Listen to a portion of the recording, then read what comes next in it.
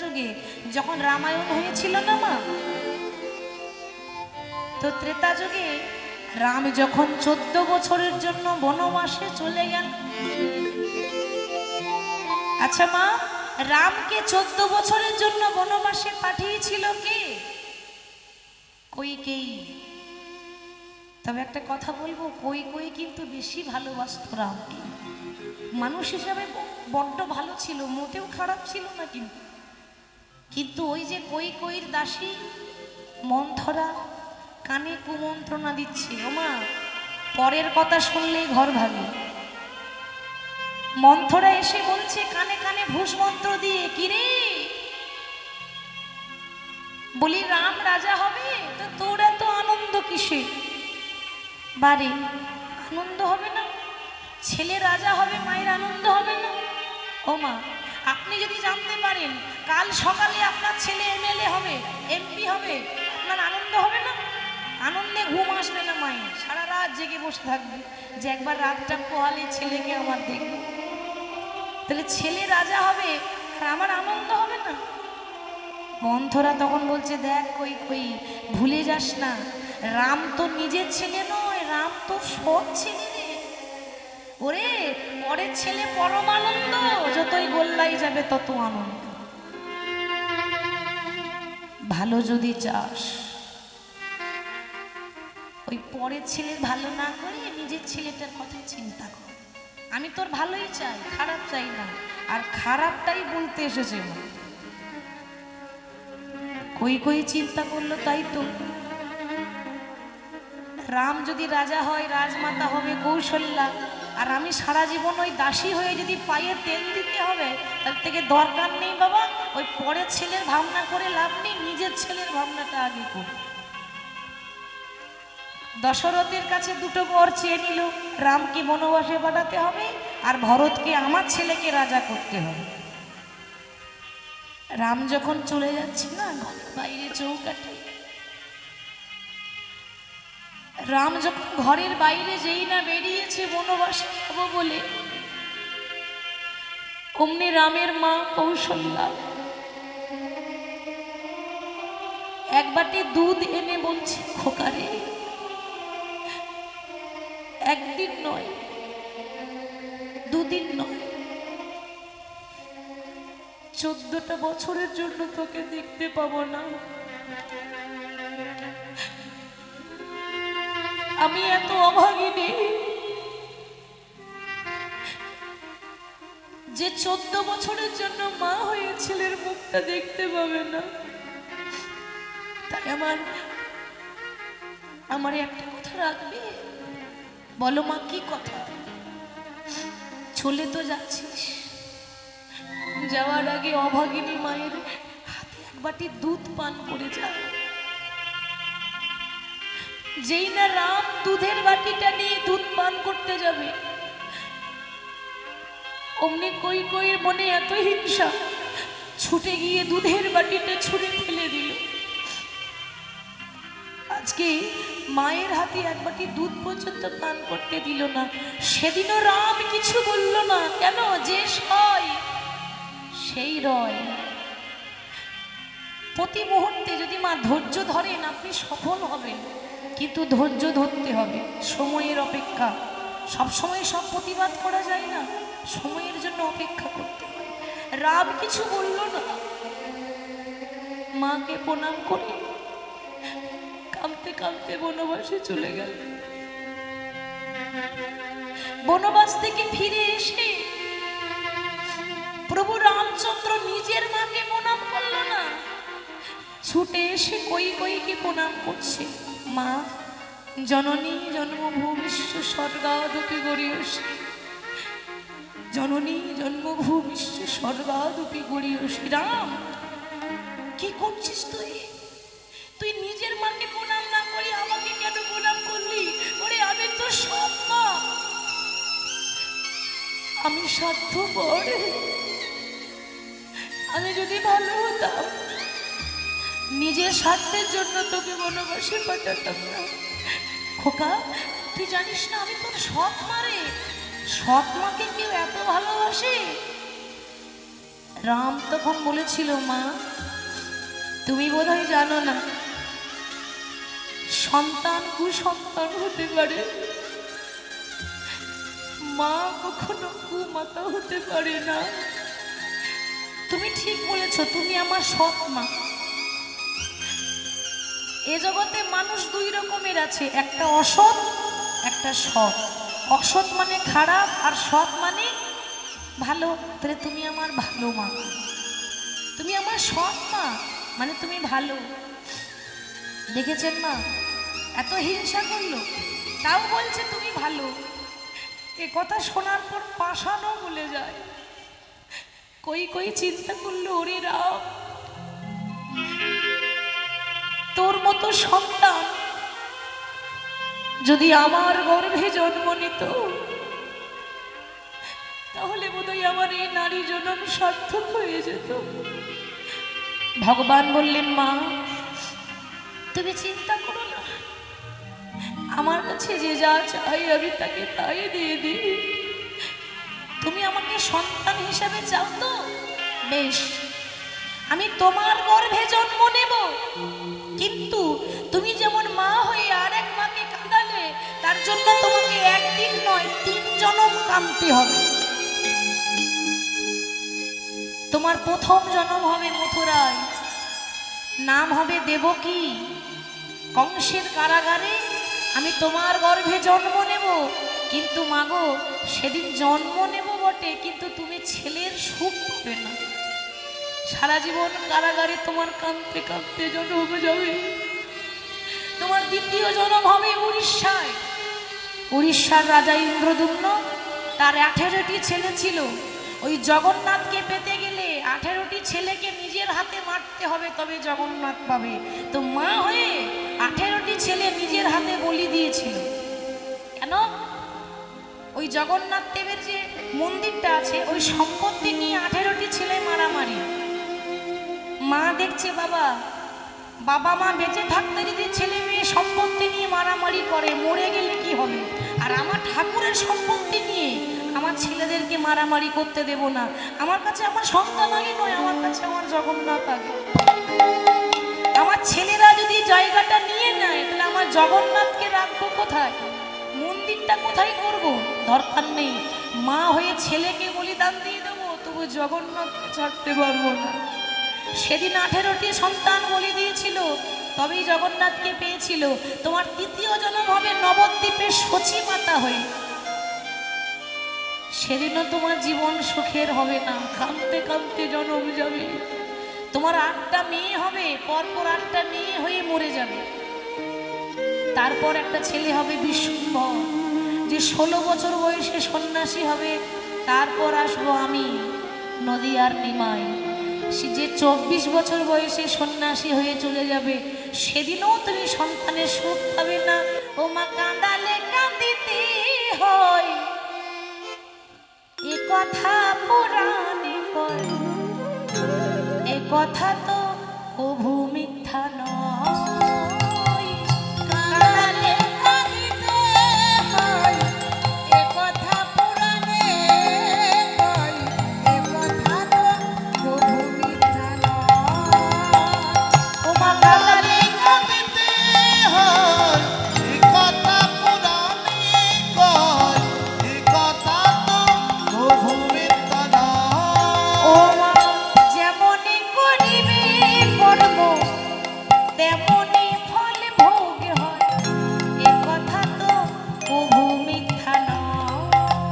তুমি যেমনই করিবে কর্ম, তেমনি ফল ভোগ হয়, এ কথা তো কভু মিথ্যা নয়।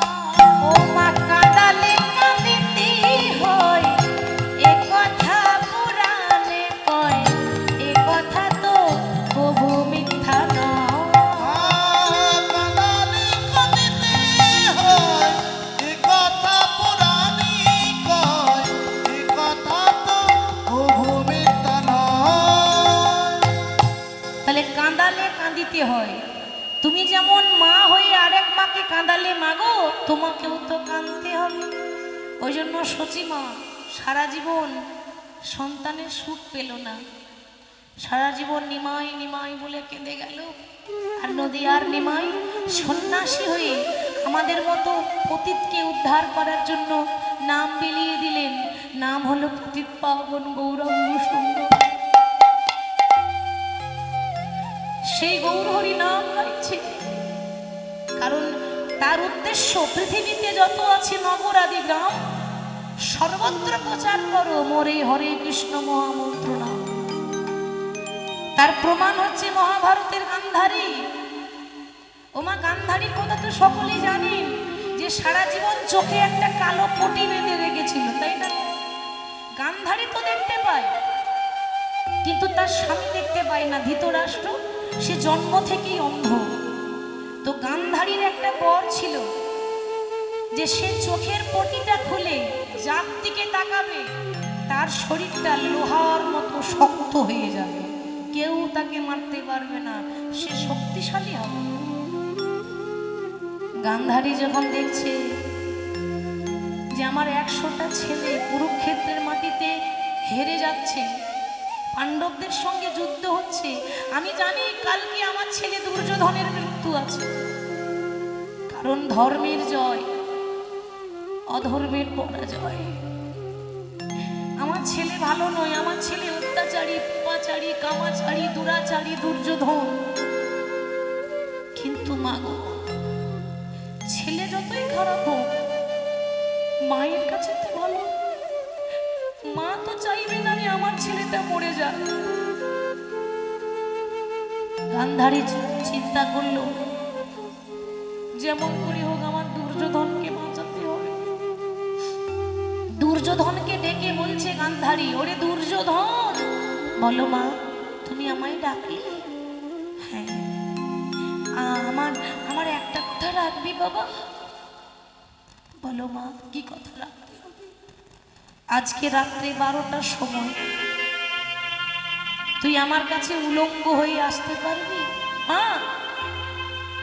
কি বলছো তুমি? আমি বাচ্চা ছেলে নই, একটা যুবক ছেলে কোনোদিনও উলঙ্গ হয়ে মায়ের কাছে এসে দাঁড়াতে পারে না মা। ছোট ছিলাম তখন ব্যাপার আলাদা, এখন বড় হয়েছে। কি বলছো তুমি? খোকারে, আসলে তোকে কেন ডাকলাম জানিস? যখন তোর দিকে তাকাবো, চোখের পটিটা খুলে যখনই তোর দিকে দেখবো, তোর লোহার মতো শক্ত হয়ে যাবে তোর দেহটা, তোকে কেউ মারতে পারবে না। সেই জন্য তুই রাখবি আমার কথা। দুর্যোধন চিন্তা করছে মা তো আমার ভালোই চায়।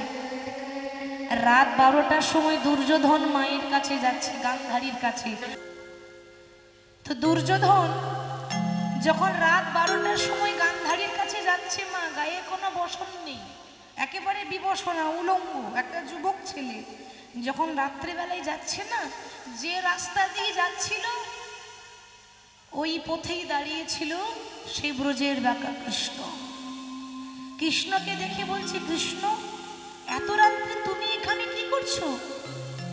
ভগবান বললেন, দুর্যোধন আমি কি করছি সেটা না হয় পরে বলবো, তা তুমি বলো এত বড় একটা যুবক ছেলে এই উলঙ্গ হয়ে এত রাত্রে চললে কোথায়? দেখো তুমি বাধা দিও না, আমি আমার মায়ের কাছে যাচ্ছি। ভগবান একটু হাসলেন, মায়ের কাছে? ছি ছি ছি ছি, তোমার একটু মান সম্মানের জ্ঞান নেই? এত বড় ছেলে মায়ের কাছে উলঙ্গ হয়ে যাচ্ছ? আরে বাবা, একটু লজ্জা করা উচিত তোমাকে। হ্যাঁ, রাজ্যের রাজা যদি এরকম হয়, রাজ্যের নীতি কেমন হবে বাবা? একেই তো বলে রাজনীতি, রাজার ওপর ভরসা। রাজা যেমন হবে রাজ্যের নীতি তেমন হবে। এরকম রাজা, উলঙ্গ রাজা। কৃষ্ণ ঠাট্টা করেছে। দুর্যোধন মনে মনে ভাবছে, কৃষ্ণ তো খারাপ বলেনি, এরপর আমি হস্তিনাপুরের রাজা হব আর আমি উলঙ্গ হয়ে ঘুরে বেড়াবো, লোকে দেখলে আমাকে পাগল বলবে। সঙ্গে সঙ্গে একটা কলা পাতা পরে নিয়েছে, আর যেই না কলা পাতাটা জড়িয়ে নিল, আসলে ভগবান করতে বাধ্য করেছে। এমন কথা বললো না মা, বাধ্য হয়ে গেল। কলা পাতা পরে যেই না গান্ধারীর কাছে গিয়ে বলছে, মা তুমি আমাকে আসতে বলেছিলে না, এই দেখো তোমার দুর্যোধন এসে দাঁড়িয়েছে। চোখের পটিটা গান্ধারী খুললো, এবার যেই না তাকিয়েছে অমনি চিৎকার করে বলে উঠলো, দুর্যোধন তুই কি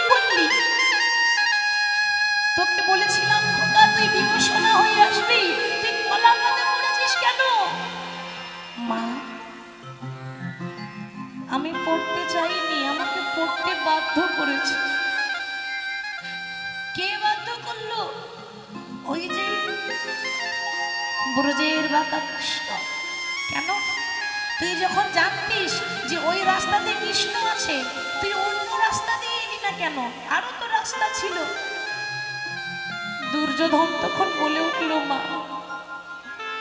তুমি ঠিক বলেছ, পথ তো অনেক আছে, কিন্তু যে পথে যাই শুধু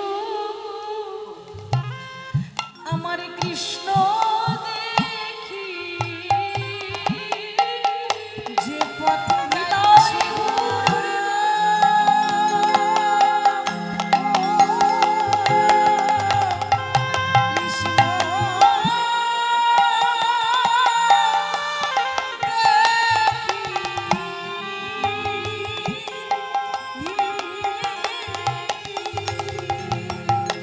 আমি যে পথে যাই শুধু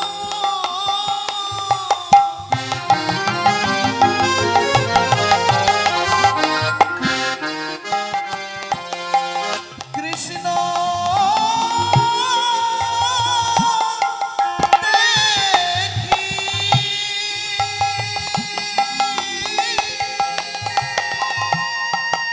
কৃষ্ণ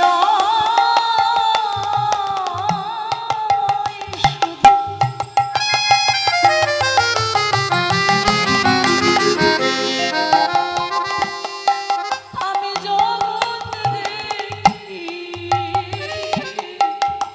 আমি যেদিকে যাই শুধু ওই কৃষ্ণ দেখি।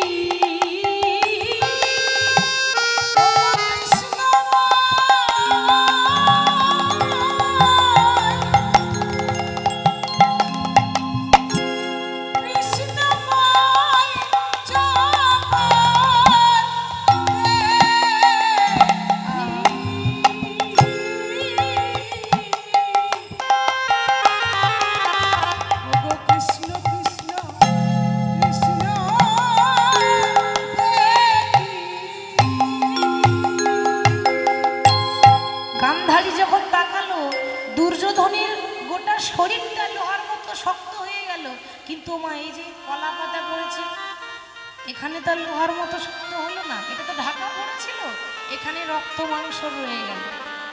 দুর্যোধন বলছে, মা ও তুমি চিন্তা করো না, আমি কোন জায়গায় মারলে মরবো এ কথা আমি জানলাম আর তুমি জানলে, আর তো কেউ জানে না।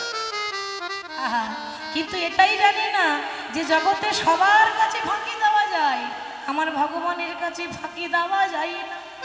পরে ভীমের সঙ্গে যুদ্ধ, সাউন্ডটা ঠিক করবেন দাদা। পরের দিন ভীমের সঙ্গে দুর্যোধনের যুদ্ধ। ভীম এত চেষ্টা করছে ওই গদা নিয়ে দুর্যোধনকে মারার, কিছুতেই মারছে না। কেন? মানে পারছে না কেন? তার গায়ে কোনো আঘাত লাগছে না, সর্বঙ্গ তো লোহার মতো শক্ত হয়ে গেছে। তখন ভগবান দূর থেকে ইশারা করে বলে দিল, ভীম ওর যেখানে সেখানে মারলে মরবে না, ওর জঙ্ঘায় আঘাত করো, পুরুতে এইখানে যদি মারতে পারো তবেই মরবে। ওই যে কলা পাতা পড়েছিল মা, যার জন্য এইখানটা কিন্তু লোহার মতো শক্ত হয়নি। ভীম ইশারাটা বুঝতে পেরে যেই না গদাটা নিয়ে দুর্যোধনের জঙ্ঘায় আঘাত করেছে, অমনি দুর্যোধন উরুভঙ্গ হয়ে মাটিতে আছাড় খেয়ে পড়েছে। আছাড় খেয়ে পড়ে বলল, কৃষ্ণ রে, এজন্যে আমার হরি বলে ডাকা হলো না, এজন্যে সারা জীবন কৃষ্ণ বলে কাঁদা হলো না, আমার আমার আমার আমার করতে করতে সারা জীবন কাটিয়ে দিলাম, এজন্যে তো সেবাই লাগতে পারলাম। পরজনম বলে যদি কোনো জনম থাকে, আমায় এমন ভাবযোগ্য দেহ দিও, যে দেহ দিয়ে যেন তোমার চরণ সেবা করতে পারি, যে দেহ দিয়ে যেন তোমার নাম গাইতে পারি। আমার এটুকু মিনতি, এজন্য আমি ডাকা হলো না, পরজন্মে যেন তোমায় পাই। আমি আশায় আশায় বসি রইলাম, তোমার কৃপা পাবো বলে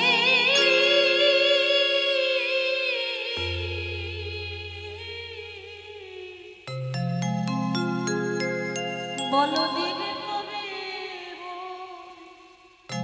হবে আমি আশা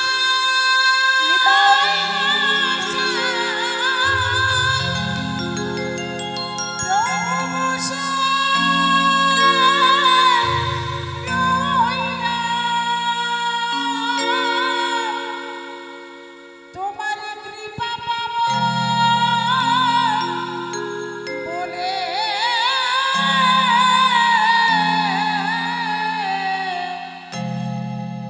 দিন কবে মোর হবে আসা যাওয়া ভাবে মাঝে হরি তোমায় ডাকা হলো না আমি যা চাইব বলে ভেবেছিলাম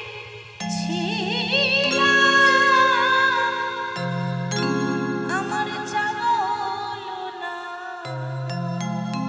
আশা যাওয়া হবে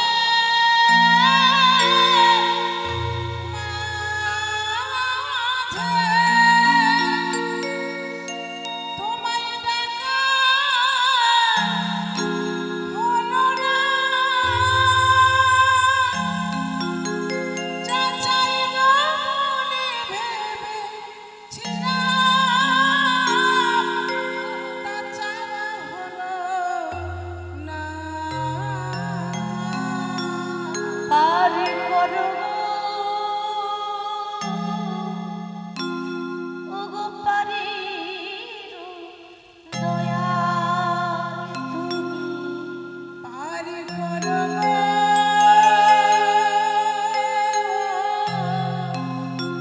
ও পারের দয়াল তুমি পার করো পারের দয়াল তুমি পার করো ও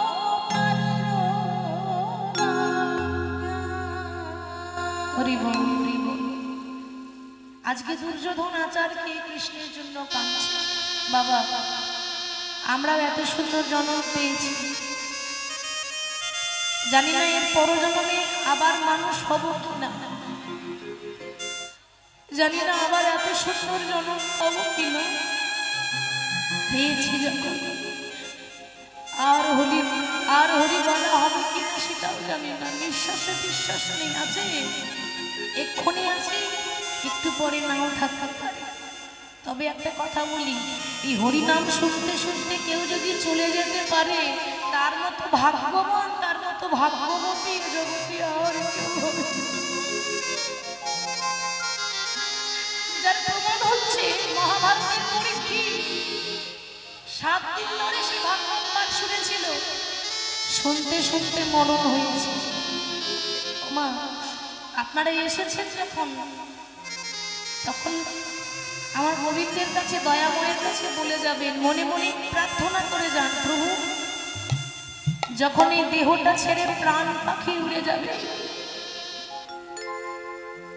সেদিন যেন তোমার নাম শুনতে শুনতে আমার মরণ হয়। আমার দেহটা হচ্ছে একটা নৌকা, আর তুমি হলে এই নৌকার নাবিক। যেমন তুমি বৃন্দাবনে ব্রজগোপীদেরকে নৌকায় এপার থেকে যেমন ওপারে পার করে দিয়েছিলে, আমাদেরও তো একদিন বৈতরণী পার হয়ে যেতে হবে। সেদিন যদি আমি যেতে না পারি,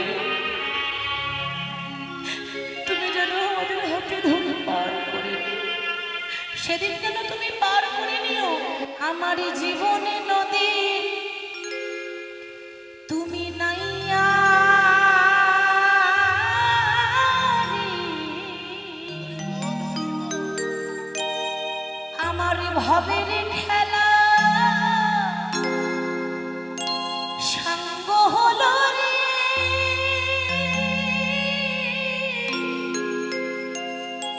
সেদিন দিও পার করিয়া আমার জীবনে নদীর নাইয়া, আমার জীবনে নদীর নাইয়া।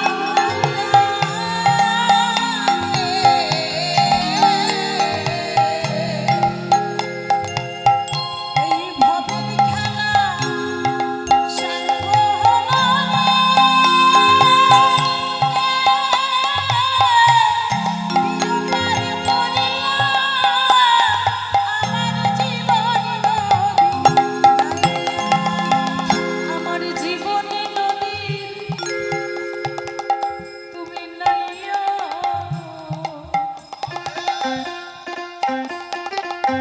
আমার ভবের খেলা সাঙ্গ হলো রে, দিও পার করিয়া আমার জীবনে নদীর নাইয়া, জীবনে নদীর নাইয়া রে। এই ভবের খেলা সাঙ্গ হলো রে, দিও পার করিয়া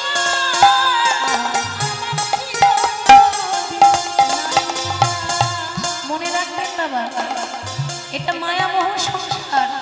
আমরা বলি আমরা কৃষ্ণের দাস, না না, ভুল কথা, আমরা মায়ার দাস। মায়াধীশ যদি কেউ হয়ে থাকে একমাত্র শ্রী কৃষ্ণ। যতদিন দিতে পারবেন ভালোবাসবেন, আর যখন দাওয়াটা বন্ধ করে দেবো আমাকেও ভালোবাসবেন, এটাই সত্যি কথা বলে যায়। দিলেই ভালো, না দিলে সংসার আপনি তুচ্ছ হয়ে যাবে। আপনি 10 দিন বিছানায় পড়ে থাকুন, আপনার ছেলে বৌমা বলবে একবার মরে গেলে বাঁচি, নিজেও মরছে আর আমাদেরকেও মারছে, বলবে না? তাহলে কেউ কারণ নয়।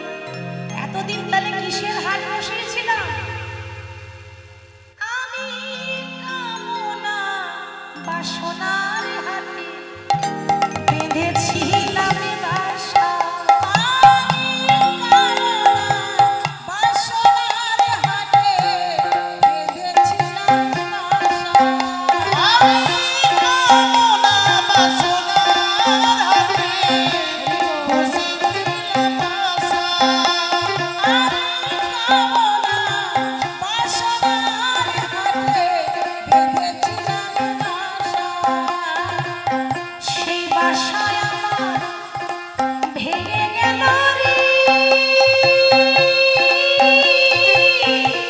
দিও পার করিয়া আমার জীবনে নদীর নাইয়া, আমার জীবনে নদীর নাইয়া রে।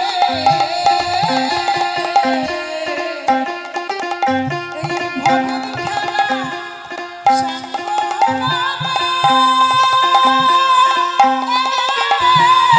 দিও পার করিয়া আমার জীবনে সেই পতিত পাবন গৌরাঙ্গ সুন্দর সিধাম নবদ্বীপের মাটিতে হরিনাম প্রেমে বিভোর হয়ে আছে। তা কেমন ভাবে নাম গাইছে, অবিরত যেমন তিনি নাম গান, তেমন ভাবে নামে প্রেমে বিভোর হয়ে আছে। আচ্ছা মা, শোভাটি কেমন? তোরা দেখবি যদি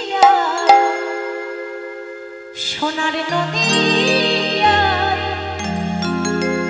আমার লক্ষ্মী মায়েদের বলছি, একটু উলুধ্বনি হবে, জোর জোরে হয়ে যাক। বাহ, খুব সুন্দর হয়েছে। আচ্ছা, প্রথমে জিজ্ঞাসা করি, আমাকে ভুলে গেছেন না আমার কথা মনে আছে? ভুলে গেলে কি আসতে পারতাম? এর গত বছরও এসেছিলাম, আবার এখানে আসতে পেরেছি আপনাদের ভালোবাসার জন্য। আপনাদের ভালোবাসা না থাকলে কি আসতে পারতাম? গত বছরও ছিল আমার সূর্য পূজা, এবছরও আবার এসেছি। যাক, ভালো লাগলেও 1 বছর পর আপনাদের সঙ্গে দেখা হয়েছে।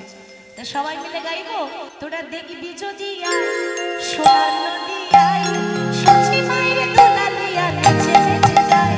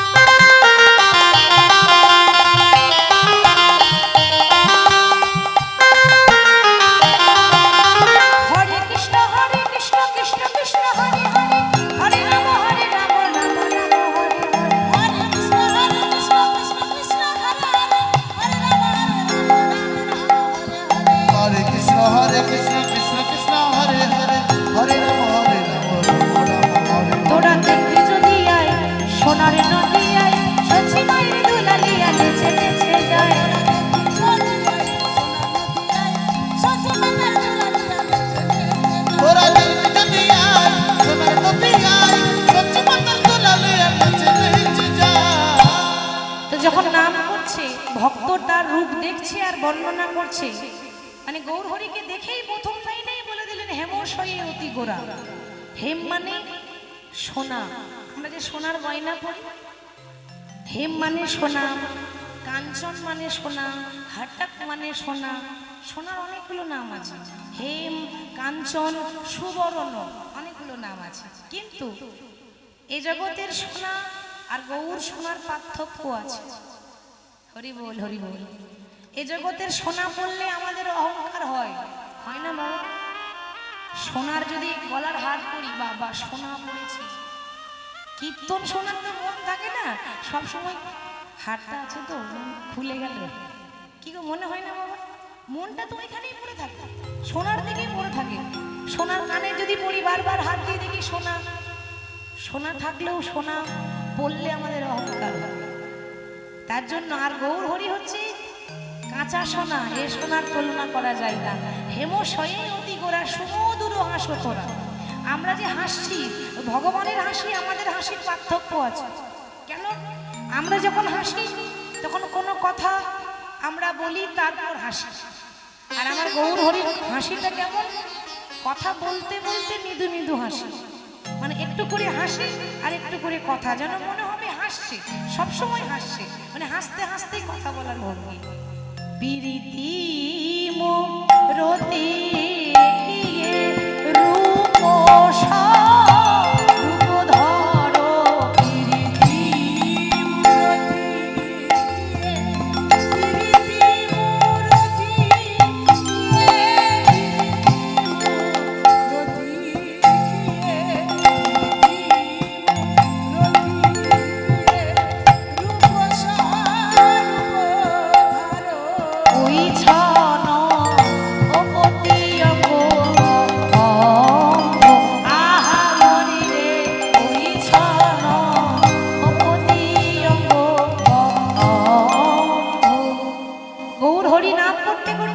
হঠাৎ পূর্বের ভাব জাগছে, আর যেই না পূর্বের ভাব জেগেছে, এই যে আর হরিনাম করব না, কেন কি হলো?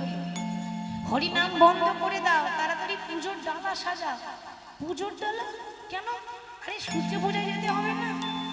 তা বৃন্দাবনে তো রাধারানী সূর্য পূজা করেছিল, আর এখানে তো নবদ্বীপে মহাপ্রভু পুরুষ মানুষ, পুরুষ মানুষ হয়ে আজকে পুজো করব বলছে। কেন না? অন্যদিন কিশোরের ভাব হয়, আজকে জানো কিশোরীর ভাব,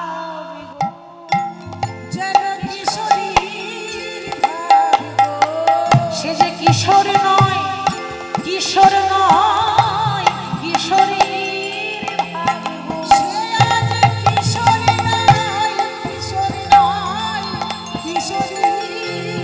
ভাব। দেখুন মা, একটা ছেলে মানে পুরুষ মানুষ, তার চলা বলা, হাঁটা চলা, তার দাঁড়াবার ভঙ্গি আলাদা।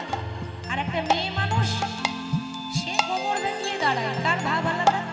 গৌর হরি তো পুরুষ, কিন্তু এমন ভাবে তাকাচ্ছে যেন কিশোরীর ভাব, যেন কিশোরীর ভাব। না না, কিশোর নয়, কিশোর নয়, কিশোরীর ভাব।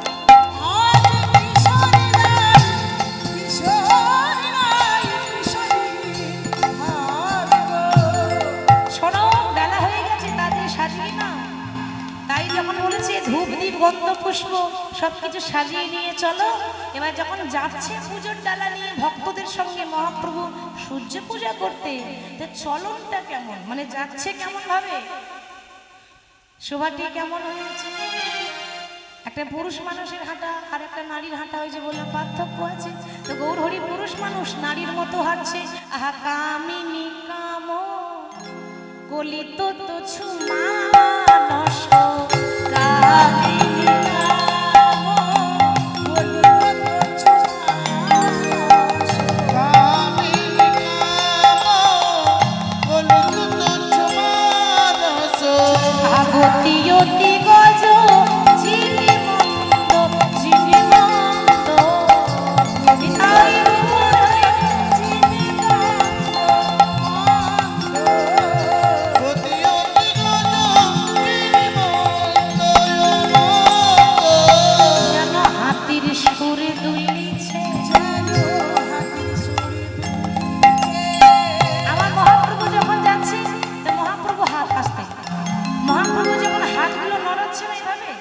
যেন মনে হচ্ছে হাতির সুর দুলছে।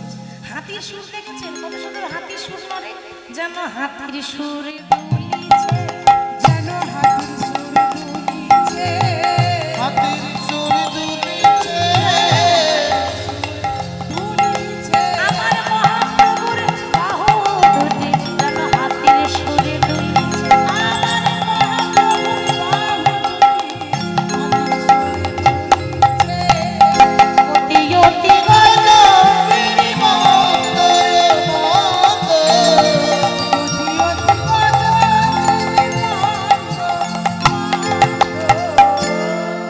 গৌর হরি এত সুন্দর ভাব।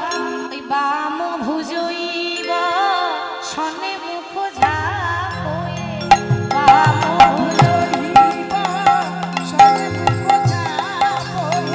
বাম ভুজইব সন্মুখ যাবই, বাম নয়নে ঘন ছায়, ঘন ছায়, বাম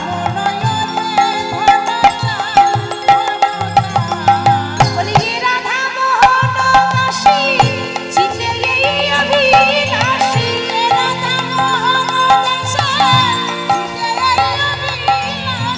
হে রাধা মনোরসে